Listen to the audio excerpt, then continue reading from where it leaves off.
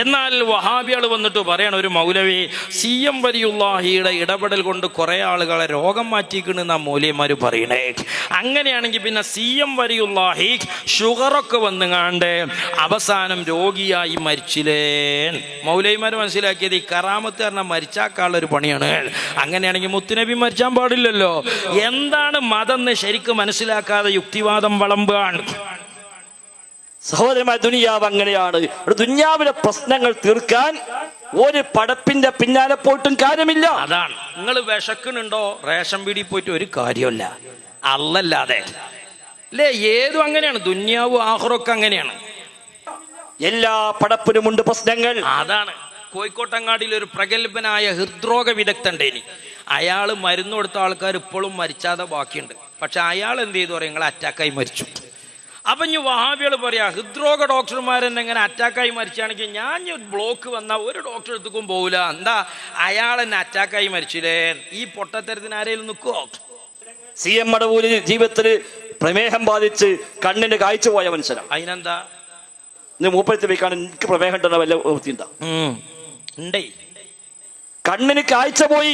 CMന്റെ ചരിത്ര പുസ്തകം ഏതും വായിച്ചു നോക്കി, ആ പുസ്തകത്തിലൊക്കെ കാണാം. തെളിവ് പറയണ്ട, ഞങ്ങളത് നിഷേധിക്കേണ്ടതില്ല. എന്തേ CM വലിയുള്ളാഹിക്ക് രോഗം വന്നിട്ട് മാറ്റാഞ്ഞത്? ഈ ചോദ്യം മുസ്ലിം ചെറുപ്പക്കാരന്റെ തലച്ചോറ്റ് കടിച്ചു കയറ്റിയ വഹാബി പുരോഹിതരുടെ കുഞ്ഞാടുകളായ അണികളെ മുന്നിൽ നാളെ നിരീശ്വരവാദി വന്നിട്ട് ചോദിക്കണ മറ്റൊരു ചോദ്യമുണ്ട്. എടോ, നിന്റെ പ്രവാചകൻ ഖതാദ റളിയല്ലാഹു അൻഹുവിന്റെ കണ്ണ് അതാ അമ്പ് കൊണ്ട് തെറിച്ചപ്പോൾ ആ കണ്ണ് പൂർവ്വസ്ഥിതിയിലാക്കിയ നേതാവല്ലേ? അലി റളിയല്ലാഹു അൻഹുവിന് ചെങ്കണ്ണ് ബാധിച്ചപ്പോൾ അവിടുന്ന് ട്രീറ്റ്മെന്റ് നടത്തി പരിഹരിച്ചില്ലേ? സലമ റളിയല്ലാഹു അൻഹുവിന്റെ കാലിന്റെ മുട്ട് വെട്ടേറ്റുകൊണ്ട് തൂങ്ങിയാടി ഹബീബിന്റെ ചാരത്തെത്തിയപ്പോൾ അവിടുന്ന് ആ കാല് സുഖപ്പെടുത്തിയില്ലയോ? ഇതേ ചോദ്യം നാളെ നിരീശ്വരവാദി വഹാബിയോട് ചോദിക്കുകയാണ്. എന്തേ ആ പ്രവാചകന് സ്വന്തം ശരീരത്തിലൊരു പനി വന്നപ്പോൾ എന്തേ അത് മാറ്റാൻ കഴിയാഞ്ഞോ?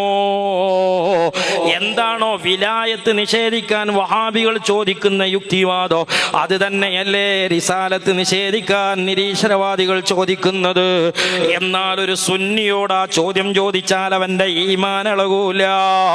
കാരണം അവൻ മുഹീദ്ദീൻ മാല പാടിയവനാണ്, അവൻ മുഹീദ്ദീൻ മാല പഠിച്ചവനാണ്. മുഹീദ്ദീൻ മാല ശിർക്ക് പഠിപ്പിച്ച ഗ്രന്ഥമല്ല, തൗഹീദ് പഠിപ്പിച്ച ഗ്രന്ഥമാണ്. ഇതിന്റെ ഉത്തരം അതാ കോഴിക്കോട് കാളി അവർകൾ എഴുതി വെക്കുന്നുണ്ട്. ചൊല്ലില്ല ഞാനൊന്നും എന്നോട് ചൊല്ലാതെ, ചൊല്ലേ അതെന്റെ അമാനീലതെന്നോവറ. ഒരു വലിയാണെങ്കിലും പ്രവാചകനാണെങ്കിലും മുഅ്ജിസത്ത് കറാമത്ത് കൊണ്ട് ഇടപെടുമ്പോൾ വമാ തശാഊന ഇല്ലാ അൻ യശാ അല്ലാഹ്, ഭൗതികമായ കാര്യങ്ങളിൽ ഞാൻ നിങ്ങളുടെ മുമ്പിൽ ഇടപെടുന്നുണ്ട്, ഞാനിപ്പോൾ നിങ്ങളോട് സംസാരിക്കുന്നുണ്ട്. ഇതെല്ലാം അല്ലാഹുവിന്റെ മശീയത്ത് പ്രകാരമാണ്. വമാ തശാഊന ഇല്ലാ യശാ അല്ലാഹ്, അല്ലാഹു ഉദ്ദേശിക്കാത്തത് എനിക്കുദ്ദേശിക്കാൻ കഴിയൂല. ഇതുപോലെ ആത്മീയമായി കറാമത്ത് മുഅ്ജിസത്തിൽ സ്വന്തം കാര്യത്തിലാണെങ്കിലും അപരന്റെ കാര്യത്തിലാണെങ്കിലും അംബിയാ ഔലിയാക്കൾ ഇടപെടുന്നത്. വമാ തശാഊന ഇല്ലാ യശാ അല്ലാഹ്, അല്ലാഹുവിന്റെ മശീയത്തുണ്ടാകുമ്പോഴാണ്.